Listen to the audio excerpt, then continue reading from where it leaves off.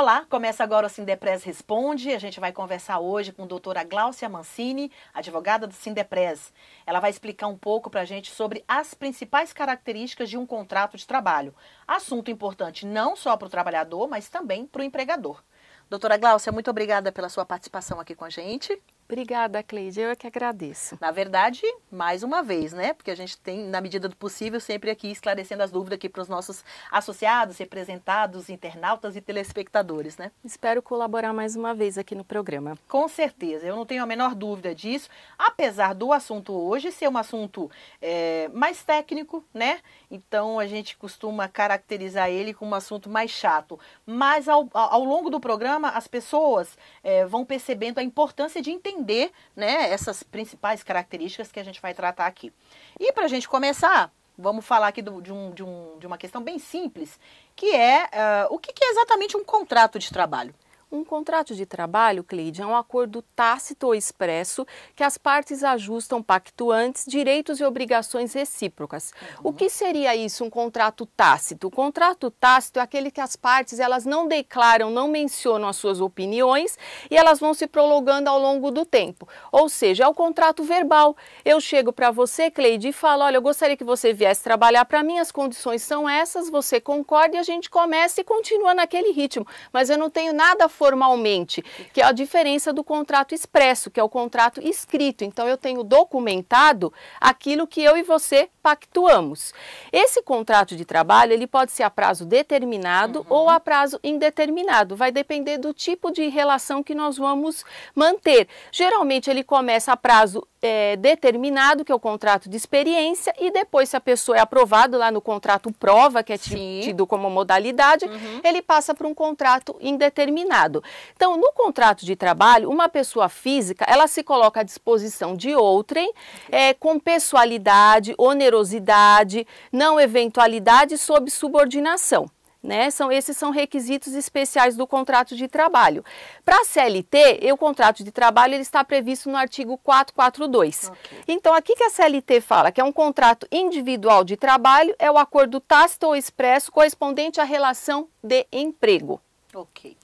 E quais são, né, as principais características desse contrato de trabalho? Né? O que se destaca ali? O contrato de trabalho ele tem uma série de características. Uma das características é que ele é sinalagmático. O que seria isso? Ele tem obrigações contrapostas. Ou seja, enquanto o empregado presta o serviço, o empregador ele tem a obrigação de remunerar o empregado. Ele é um contrato consensual. O que é isso? Ele não exige formalidade, solenidade, tanto que eu posso fazer ele de forma tácita, né? Perfeito. Ele é de trato sucessivo, as obrigações elas vão sendo cumpridas e se vencendo ao longo do tempo, porque no contrato a prazo indeterminado, eu não sei quando vai terminar o meu contrato de trabalho, então cada mês eu vou prestando serviço e o empregador ele vai me remunerando, então ele vai sendo de trato sucessivo. Além disso, ele é um contrato oneroso. Por que ele é oneroso?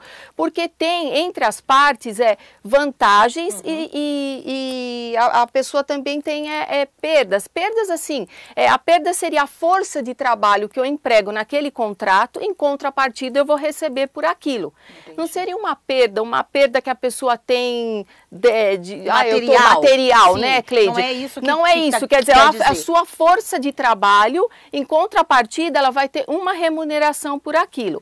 Ele é um contrato comutativo. O que é isso? As partes, desde o começo, já sabe o resultado que vão se esperar daquele contrato de trabalho. Porque eu sei, Cleide, como empregador, qual é a função que você vai desempenhar naquele contrato de trabalho e você sabe quanto você vai receber por aquele trabalho. Isso ficou definido desde o início, Desde o início. E aí, outro requisito, ele é um contrato que traz uma obrigação de fazer. Ele é intuito persone. O que é isso? Tem que ser prestado pelo próprio empregado. Eu não posso me fazer substituir no contrato de trabalho. Então, se eu contratei a Cleide a Cleide que tem que estar lá todos os dias prestando aquele serviço. Não pode ir outra pessoa no seu lugar. A gente pode dar um exemplo aqui, dentro desse ponto que você está colocando, por exemplo, diferentemente de um contrato de trabalho de prestação de serviço, que eu posso colocar uma outra pessoa para substituir ali naquela função. Sim, nos postos de trabalho, Exatamente. que você vê que tem uma diversidade. Um dia está um porteiro, outro dia está o outro porteiro, o que já não acontece no contrato de trabalho. Tem que ser a pessoa, porque no contrato de trabalho eu contrato a pessoa específica, o que já não tem contrapartida com o empregador. Que o empregador, você não firma o contrato de trabalho com o José, com o Antônio, você firma com a empresa e essa empresa ela tem uma despersonalização. O que é isso? Se futuramente ela não arcar com as obrigações dela, os sócios da empresa respondem. Se tiver um falecimento de algum sócio, o contrato continua vigente, porque não é com uma pessoa específica. Agora, se falece o empregado, o contrato de trabalho ele se encerra, porque é específico, é aquela pessoa que eu quero, é aquele trabalho que é importante para mim. Então, uma coisa que é importante a gente estar falando aqui, muitas das vezes, Cleide, a gente firma um contrato de trabalho, só que no papel, ou tacitamente, está sendo convencionado uma coisa, só que na realidade se pratica outra. Como que o empregado pode fazer nessa circunstância? Ele aceita, ele não aceita, porque assim, se ele aceitar a mudança do que foi combinado, ele pode reivindicar os direitos advindos daquilo. A partir dessa mudança, né? Porque no direito do trabalho nós temos um princípio que chama princípio da primazia da realidade. Então o que vale é o que está sendo vivenciado pelas partes.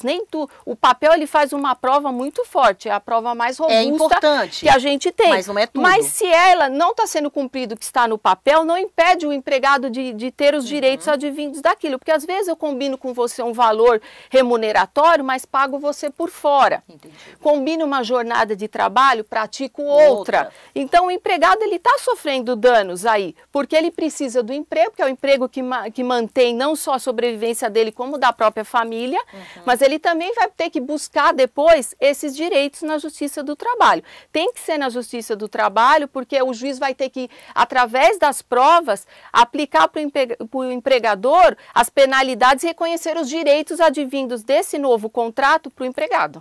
Perfeito, ok. Bom, agora a gente vai falar aí quais são os... E a doutora Gláucia vai explicar isso aqui para a gente de uma forma mais clara, né? Quais são os elementos, né, constitutivos de um contrato de trabalho? O que vem a ser exatamente isso, dentro dessa linguagem? Um dos elementos é a pessoalidade que eu já falei, que o trabalho ele é pessoal, ele é não eventual. O que é isso? Eu tenho que estar ali todos os dias, ou se não, a maior parte do tempo à disposição do empregador. Então, é diferente de um contrato autônomo em que eu faço de acordo com a minha necessidade. Lá não, é a necessidade do empregador, é a sua frequência. Né? Ele é sob subordinação. O que é isso? Existem regras impostas pelo empregador, as quais eu tenho que cumprir. Não é feito à minha vontade. E o mesmo empregador, ele tem um limite para impor essas regras, porque a CLT, como ela é imperativa, então tem normas que o Estado, para proteger o empregado, ele não deixa ser negociada livremente entre patrão e empregado. Então, ela também tem que respeitar. Mas outras situações corriqueiras do dia a dia, que tem muitas vezes o comunicado interno que se passa nas empresas, tem que ser respeitado, porque toda empresa tem a sua atividade e necessita, sim, de regras, de normas, todo mundo tem hierarquia interna dentro do seu estabelecimento para que aquilo funcione. Porque funcionando, a empresa obtém o principal objetivo dela, que é o lucro, e eu como empregado vou ter garantido os meus direitos, porque ela vai ter uma pessoa solvente, vai poder me pagar. Ok, perfeito. E a outra característica que eu não falei é a onerosidade, que é o pagamento, né? Então, o empregado, ele recebe por aquilo que ele está prestando o serviço, né? Sim. É a contrapartida dele. Isso, é a contrapartida. O que vem a ser exatamente dentro dessa linguagem do contrato de trabalho, doutora Gláucia? Quais são os elementos essenciais? Então, os elementos essenciais, Cleide, é o que forma o contrato de trabalho. Primeiramente, eu preciso da capacidade de parte. O que é isso para o direito do trabalho? Então, o direito do trabalho, ele considera que a capacidade de parte é a aptidão para a prática dos atos da vida laborativa. E quando começa isso? Começa a capacidade plena aos 18 anos de idade. idade. Então, para o menor de 14 anos, a única forma que a CLT prevê para a contratação é como aprendiz. Entre os 16 e 18 anos, ele é considerado relativamente incapaz. O que é isso? Ele precisa da assistência para a prática de alguns atos. Tem atos que ele pode praticar com 16, 18 anos. Qual que é? A prestação do serviço dele, assinar os recibos de salário, vale transporte, vale refeição. Eu vou fazer um adendo aqui sobre a assinatura desses recibos, que o trabalhador ele tem que ficar muito atento com a data que constam nesses recibos. Que muitas vezes, Cleide, a pessoa não respeita as formas de pagamento. Sim. Por exemplo, o vale-refeição e o vale-transporte, ele tem que ser concedido antes da prestação do serviço, porque o empregado não é obrigado a tirar do bolso dele para prestar o serviço. Em contrapartida, se ele falta, ele pode ser descontado, porque é por dia trabalhado, que isso é um questionamento que muitos nos fazem, né, quando eles faltam. E outra coisa, os recibos, eles têm que estar de acordo com o valor que a pessoa recebe, com a data, porque eles fazem prova. O trabalhador tem que guardar esses recibos de pagamento, inclusive a gente tem até cláusula convencional que garante isso, né? Que eles têm que receber esses benefícios, porque depois, se futuramente ele for fazer algum questionamento, ele tem essa prova concreta, né? A favor dele, sim. Obviamente. Então, né? Eu vou mencionar aqui, Cleide, quais são os atos que ele não pode praticar. Por exemplo, ele na hora de assinar o contrato de trabalho, ele precisa da assistência, porque ele é menor. Na hora da rescisão do contrato de trabalho, ele precisa também dessa assistência. E na adesão do contrato de trabalho, também a CLT diz que ele tem que ter a assistência do representante legal. E aí, quem podem ser esses representantes legais? Olha, os representantes legais do menor, ele pode ser os pais dele, né? Ou então, na falta dos pais, pode ser o Ministério Público do Trabalho, que é o artigo 793 da CLT que determina, na falta do Ministério Público do Trabalho, o sindicato de classe. Na ausência do sindicato de classe, o Ministério Público Estadual, e na falta do Ministério Público Estadual, vai ser nomeado um curador. O que quer dizer esse curador? É porque, Cleide, com a Constituição Federal de 88, foi garantida a todas as pessoas, indistintamente, o direito de defesa. Então, nenhuma pessoa pode ficar sem defesa. Então, se ela não tem ninguém para prestar, o curador é que vai fazer esse papel para ela, né? Perfeito. E assim, o que a gente pode ressaltar também é com relação ao menor de 18 anos, né, Cleide? Porque a CLT, ela também determina que o menor de 18 anos, por ele ser devido à idade, ele não pode ficar exercendo alguns tipos de atividade, como, por exemplo, o horário noturno. O horário noturno, o que seria? Das 22 horas de um dia até as 5 horas do dia seguinte. Ele não pode prestar esse tipo de trabalho. Então, é importante o trabalhador saber disso, porque numa contratação ele não deve aceitar. Exatamente. Né?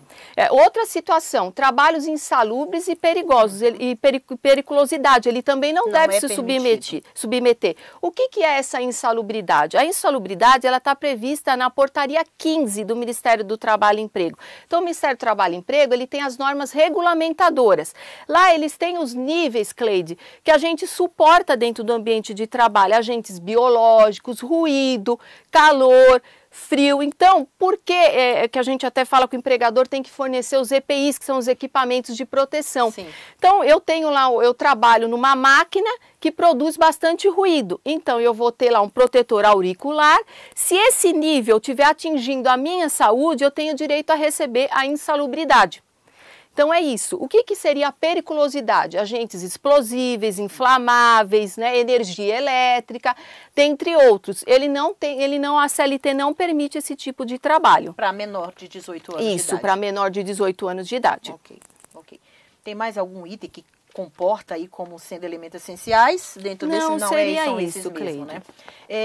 E tem uma outra questão também, né, que a gente fala aqui, que é da licitude do objeto, né, de um contrato de trabalho. Sim. O que seria a licitude do objeto? A licitude do objeto é que, assim, o objeto do contrato de trabalho, ele tem que ser legal. O que é isso? Conformidade com a lei. O que é um objeto ilícito? É aquele que fere uma norma penal legal, né? Ou ele pode ser irregular. O que é um irregular ou proibido, né? É aquele que fere as normas imperativas de vedações para certas circunstâncias do trabalho ou para certos empregados, como nós falamos agora, o empregado menor de 18 anos. E um exemplo de objeto ilegal, que a gente poderia, é o jogo do bicho. Nós temos até, sem salvo engano, é a OJ 199 da SD11, que elas falam até da questão do jogo do bicho, tráfico de drogas, que hoje a gente sabe que no tráfico de drogas eles têm como se fosse funciona igual uma empresa, Exatamente. mas não é considerado um contrato com objeto legal para funcionamento, né? Ok.